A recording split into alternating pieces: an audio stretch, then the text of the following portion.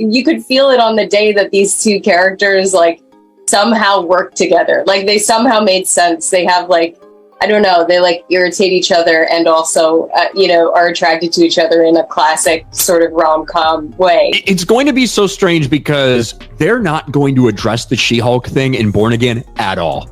They're not going to talk about it because it doesn't even make sense. He was completely out of character from what we saw in the Netflix version and what we're probably going to see in Daredevil Born Again. No fans want her back. And I don't think Marvel wants her back at all. Charlie Cox has responded to recent comments from She-Hulk star Tatiana Maslany, reassuring fans that Daredevil, Born Again will stay true to the character's darker, more serious roots. Fans were thrilled when Daredevil made his debut in She-Hulk, but that excitement quickly turned to disappointment.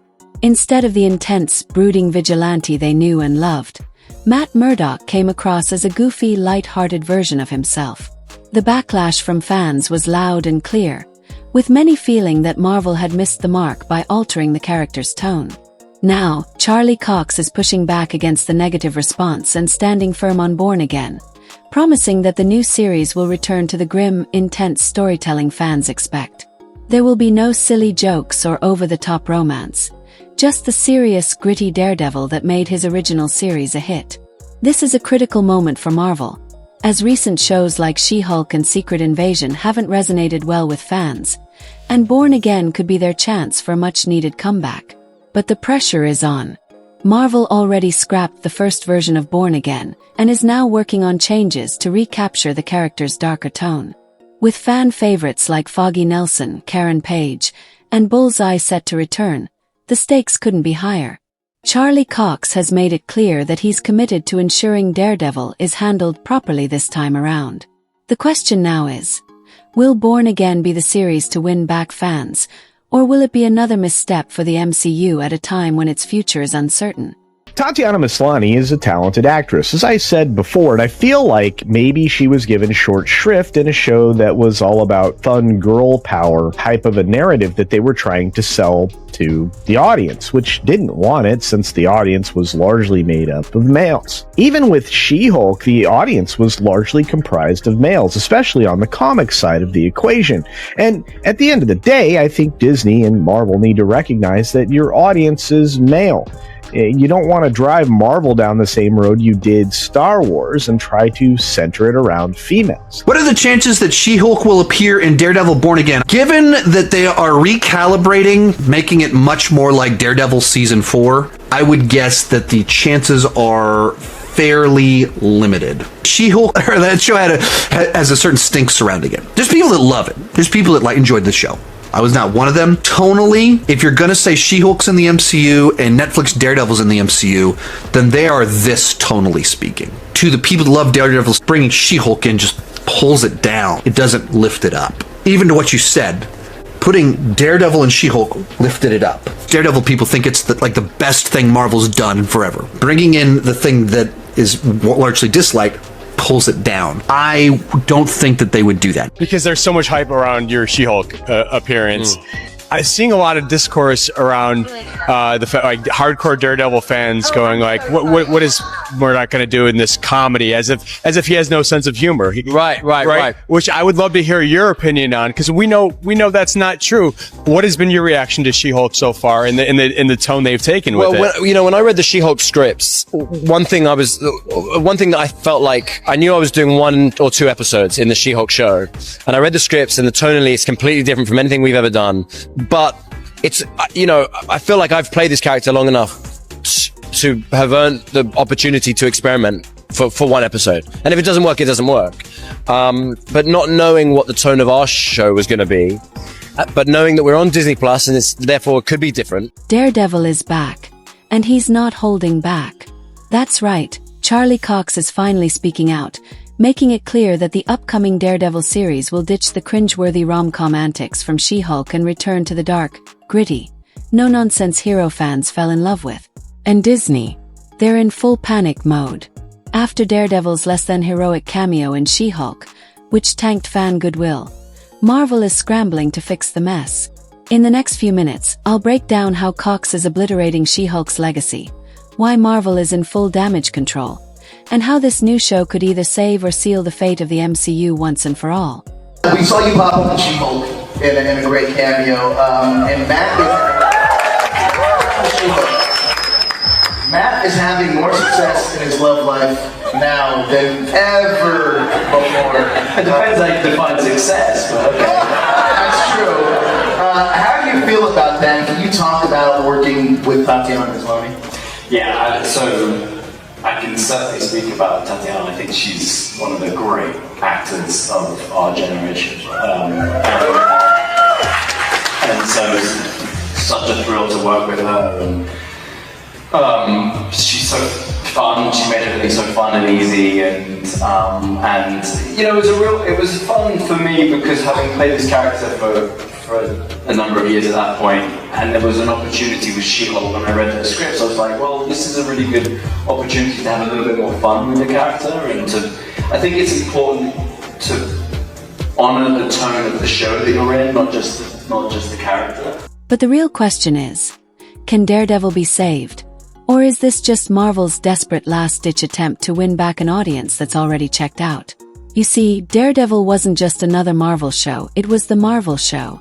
It treated comic fans like adults, proving superheroes didn't need to be watered down for mass appeal. Gritty, raw, and real, it gave us a Matt Murdock who bled, broke, and crawled through Hell's Kitchen. Then Disney Plus happened. Marvel's best TV property was hollowed out, with Daredevil repackaged as a quippy guest star on She-Hulk, attorney at law. Once a man defined by pain, morality, and resilience, Matt Murdock was reduced to a sitcom character, a disposable love interest, and, worst of all, a punchline in a ridiculous yellow suit. But the real nail in the coffin was the walk of shame, the moment that solidified everything wrong with Marvel's new approach. Marvel didn't just mishandle Daredevil's return, they outright humiliated him. The walk of shame was a complete dismantling of a character that had been meticulously crafted over 3 seasons. Matt Murdock, once defined by his intensity, resilience, and deeply personal struggles, was reduced to a barefoot punchline stumbling through the streets after a meaningless one-night stand. For years, Daredevil had been one of the few superheroes who could be vulnerable without losing his strength. His relationships, whether with Elektra, Karen Page, or his complex dynamic with the Punisher, were tied to his pain, guilt, and unwavering sense of duty. But She-Hulk ignored all of that. His cameo wasn't about character growth or setting up his future. It was about using him as a joke at the expense of everything that made him great. Fans immediately noticed the betrayal. Social media erupted. YouTube breakdowns and Twitter threads dissected how She-Hulk had fundamentally misunderstood one of Marvel's most beloved characters. Even casual viewers who weren't hardcore comic fans could sense that something was off. The tonal shift was jarring and impossible to ignore. It wasn't just a misstep, it was a betrayal. If I'd have taken the Daredevil that I portrayed in the Daredevil show and put him in She-Hulk, he might have been like the butt of the joke a little bit. He was overly serious and stuff. So I thought it was A, important, but B, also kind of a good experiment to have him be a little lighthearted. You know, and also just like when in LA, just maybe just like let loose a little bit. I love that. So no, it was just awesome. It was just an awesome experience, and I think most people like it. Yeah, Occasionally you get people who really don't like it. And like, you know, some people, especially some very religious people, don't like the walk of shame. I think it's kind of funny. It's crazy. Matt's a crazy religious dude. Like, yeah, he doesn't always act like one. Yeah. Marvel knew that Daredevil's return was a huge deal. They hyped it up for weeks, using nostalgia as a tool to keep She-Hulk's viewership afloat. But instead of delivering the long-awaited comeback fans had been craving, they threw it away for a cheap laugh. The scene was everything wrong with modern Marvel. Shallow storytelling, characters reduced to marketing tools, and a reliance on familiar faces to cover up creative bankruptcy. This time, though, the backlash was louder than Marvel anticipated. Millions of fans flooded the internet, dissecting the scene and tearing it apart. Even the most loyal supporters, the ones who defended Thor, Love and Thunder and Ms. Marvel, were left stunned. For years, Marvel had built Daredevil into something special, a character who stood apart from the MCU's increasingly formulaic, quip-heavy storytelling. Fans expected his return to be handled with care. Instead, they were reminded that no character, not even one as beloved as Daredevil, was safe from Marvel's current identity crisis. Now Marvel is scrambling to fix the damage. Charlie Cox is back, She-Hulk is quietly being erased from continuity, and Daredevil, Born Again, is being reworked from the ground up in a desperate attempt to undo the misstep. The studio is hoping to convince fans they still understand what made Daredevil great, but whether they can truly restore the character's legacy is still up in the air. So I had to go to LA to have a fitting, and I walk in. I can say this now. I walk in. I knew I wasn't going to wear it in Spider-Man. I knew that much. But whilst we were doing Spider-Man, we were getting ready to do She-Hulk, and so I had to go to LA to a fitting, and I walk in, and the suit is hanging there, but then there's a picture there's a drawing on the wall, and it has the gold and red. And I was like, no way. It's funny because when you play the character this long, you're emotionally connected to the fans' response. So you see something like that, and it means something to you, but you know what it means, what it's gonna mean. Like you start to have a sense of how people are gonna respond to that. So I saw that, and then they come in with it, and I'm like, oh man, this is unreal.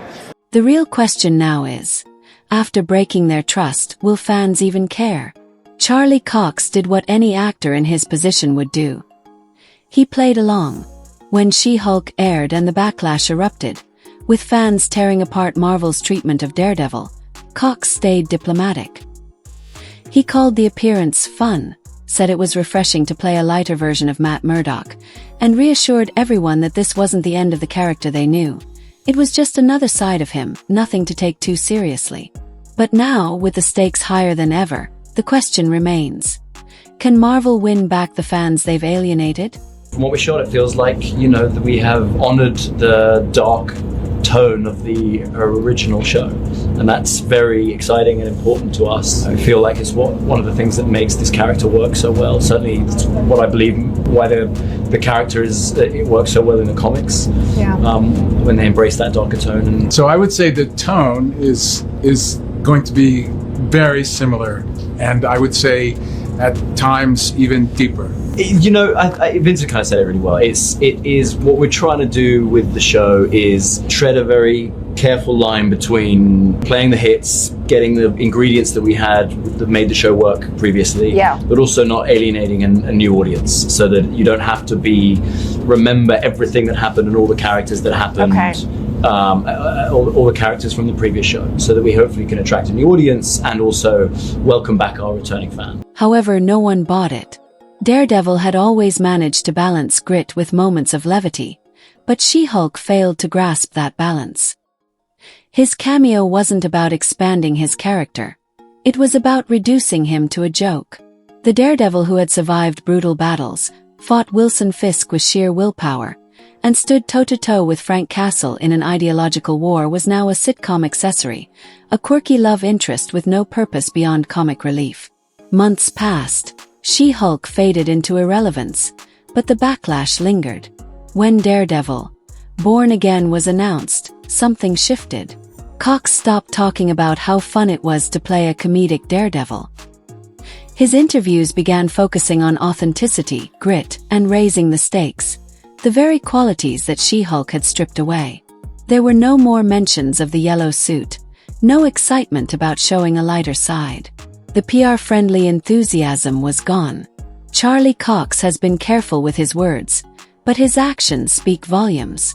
When She-Hulk aired, he played the game, calling it a fun experience and brushing off concerns about Daredevil's portrayal. But as Daredevil, Born Again moved forward, his entire stance shifted. The enthusiastic praise for She-Hulk disappeared. He stopped defending the show and started emphasizing Born Again's commitment to authenticity, grit, and real stakes. In other words, everything She-Hulk had mocked. Cox may not have openly slammed Tatiana Maslany or her show, But the quiet erasure of She-Hulk from Daredevil's story speaks volumes.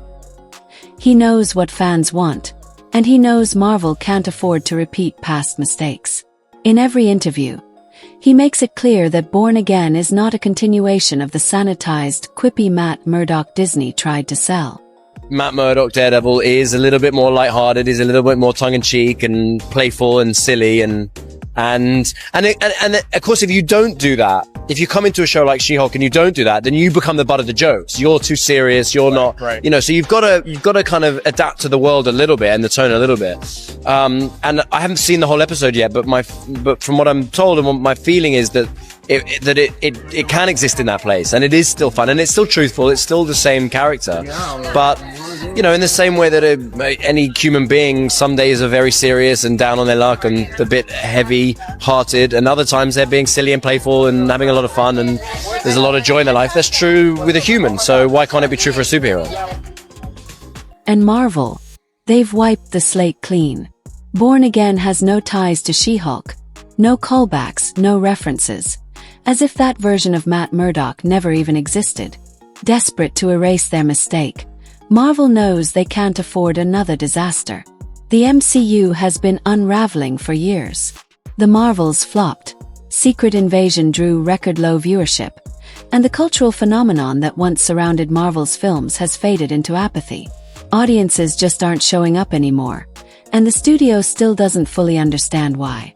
For years, Marvel's success was built on storytelling, characters with depth, emotional arcs that mattered, and heroes who felt real. Tony Stark wasn't just Iron Man. He was a man seeking redemption. Steve Rogers wasn't just Captain America. He was a soldier struggling to hold on to his ideals in a changing world. The MCU thrived because these stories resonated. But after Endgame, the focus shifted. Narrative took a backseat to messaging. Characters became corporate mascots, and fan criticism was dismissed as bad faith outrage. Instead of course correcting, Marvel doubled down. This time, criticism of She-Hulk was labeled misogyny. Complaints about Ms. Marvel were framed as resistance to diversity. Every valid concern was reduced to an identity politics debate, completely ignoring the real issue. Fans weren't rejecting representation, they were rejecting bad writing. Now, the numbers don't lie. The audience that once made Marvel a global empire has checked out, and the studio is finally feeling the consequences.